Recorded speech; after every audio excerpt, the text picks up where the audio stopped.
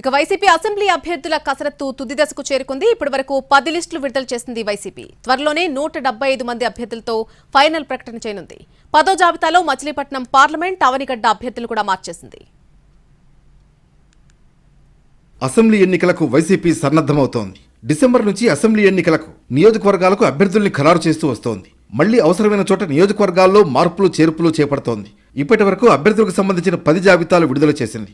67 నియోజకవర్గాలకు పైగా కొత్తగా అభ్యర్థుల్ని ఖరారు చేసింది వైసీపీ. 58 అసెంబ్లీ నియోజకవర్గాల్లో కొత్త ముఖాలతో అసెంబ్లీ ఎన్నికలకు సమరానికి సై అంటోంది. 37 జనరల్ నియోజకవర్గాల్లో కొత్త అభ్యర్థులను బరిలోకి దింపుతోంది వైసీపీ.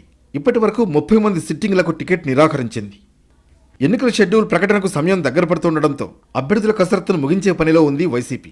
గుంటూరు, విజయనగరం, ఉభయ గోదావరి జిల్లాల్లో కొన్ని నియోజకవర్గాల్లో అభ్యర్థుల విషయంలో ఓ నిర్ణయానికి రావాలని హైకమాండ్ భావిస్తోంది. 10వ జాబితాలో అవనిగడ్డ ఇన్ఛార్జిగా సింహాద్రి రమేష్ బాబు, మచిలీపట్నం పార్లమెంట్ సమన్వయకర్తగా చంద్రశేఖరరావును నియమించింది.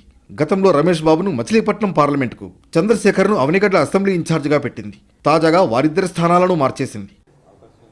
నేను ఈ ఎంపీకి అవకాశం ఇచ్చినందుకు జగన్మోహన్ రెడ్డి గారికి ధన్యవాదాలు చెప్తున్నాను.